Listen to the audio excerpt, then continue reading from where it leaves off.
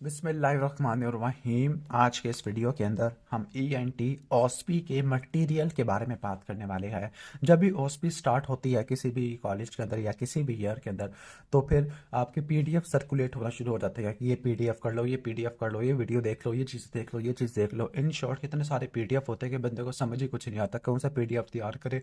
या तो बंदा सारे करने बैठ जाएगा तो उसका दिमाग खराब हो जाएगा, इतने सारे पीडीएफ है, कौन सी पीडीएफ के बाद उसने एग्जाम में बतानी है या किस तरह से परफॉर्म करना है। इन शॉर्ट के जो अच्छे वाले पीडीएफ होते हैं, यस, थर्ड ईयर के अंदर हमारे पीडीएफ काम आते थे, सेकंड ईयर में भी, लेकिन अब उस भी चूंकि सेंट्रलाइज्ड हो गया है। सेंट्रलाइज्ड मतलब कि यूएच से सबके लिए एक मटेरियल बना के देना है, तो एक ही मटेरियल बना के देना है।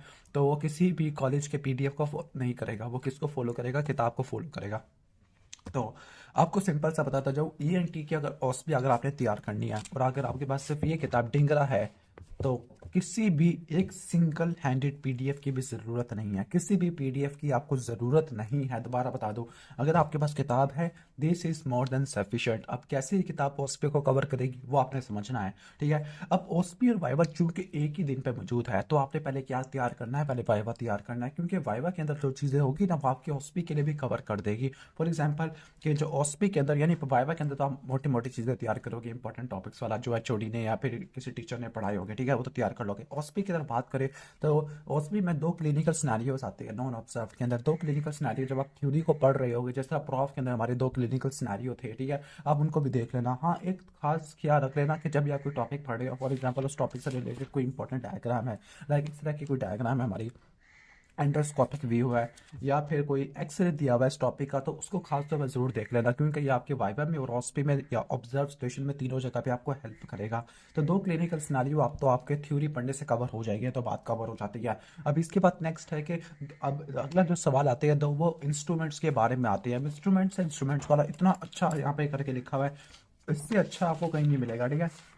तो इंस्ट्रूमेंट है, इसका यूज़ भी लिखा हुआ है। एक बात देख लेना कि एग्जाम के अंदर इंस्ट्रूमेंट का पहचानने का, इसका यूज़ का और जिस ऑपरेशन में यूज़ होता है उसकी कॉम्प्लिकेशन। फॉर एग्जांपल मिनिंगोटमी, अगर मिनिंगोटमी के बारे में बात करें तो जो मिनिंगोटमी होता है, मिनिंगोटमी के अंदर इस्तेमाल होता है, ठीक है। तो अगर वो पूछे कि मिनिंगोटमी को यूज़ करने की क्या कॉम्प्लिकेशन है, तो आपने मिनिंगोटमी वाली कॉम्प्लिकेशन या मिनिंगोप्लास्टी वाली कॉम्प्लिकेशन वगैरह आपने परफॉर्म कर देनी होती है, ठीक है, लिख देनी होती है, ठीक है। इन शॉर्ट हमारा ये आ जाएगा। तो इंस्ट्रूमेंट भी आपके ऑलमोस्ट यहाँ कवर हो जाएंगे।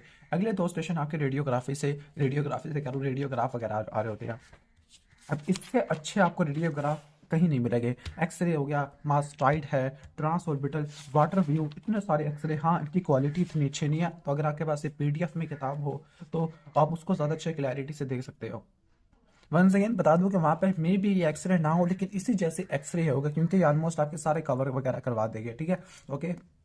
क्योंकि आपको बेसिक कॉन्सेप्ट मिल जाएगा कि आपने एक्सरे को किस तरह से पढ़ना है, क्या चीज़ है, किस तरह से आपने डिस्क्राइब करना होता है, और इसके आगे मैनेजमेंट क्या होती है वो आपने थ्योरी वाले सेक्शन से जाके देख लेनी होती है। तो एक्सरे वाला क्वेश्चन भी कवर हो जाता है। इसके बाद आ जाते हैं ऑब्जर्व स्टेशन। अब ऑब्जर्व स्टेशन के अंदर आपने एग्जामिनेशन या हिस्ट्री लेनी होती है, ठीक है। अब उसका भी पूरा यहाँ पे मटीरियल यहाँ पे दिया हुआ है। लाइक अगर आप यहाँ पे ओपन करोगे clinical methods in head and neck, ENT, sorry ENT, तो ये पूरा सेक्शन है, इसको रीड कर लेना, इस सेक्शन को अच्छे तरीके से रीड कर लेना। But I will once again advise के जो क्लिनिकल मेथड्स है ना, उनको थ्योरी से पढ़ने से अच्छा आप वीडियो देख लो, पहले कोई वीडियो देख लो, फिर आप इनको पढ़ना शुरू कर देना।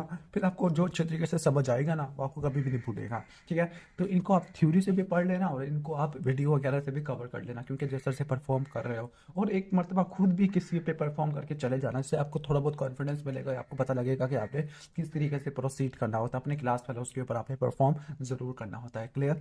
तो फिर ये आपका ऑलमोस्ट क्लिनिकल मैथड भी कवर हो जाएगा।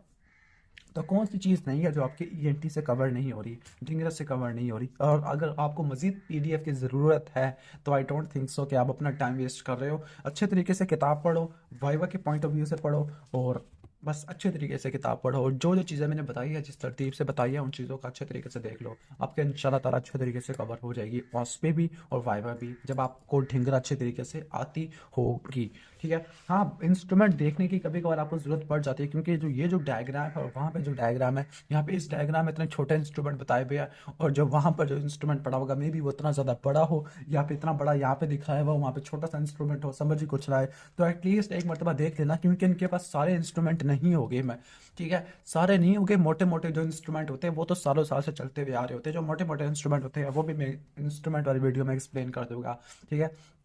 तो ENT के जो वीडियोस है मोस्ट प्रोबेबली हफ्ता या इतवार तक मैं अपलोड करना शुरू कर दूंगा। ओके, तो आपके वगैरह कवर हो जाए OSP वगैरह, तो ऑलमोस्ट हमारा कवर हो गया है। फिर भी अगर आपको PDF तैयार करनी है तो कुछ PDF को मैं छांटूंगा, PDF को सिलेक्ट करूंगा, फिल्टर करूंगा, फिर उसको मैं ग्रुप में शेयर कर दूंगा ताकि आपके काम आ जाए। तो फिर अगर वीडियो अच्छी लगी है तो वीडियो को लाइक कर देना, चैनल पे नहीं हो तो सब्सक्राइब कर देना।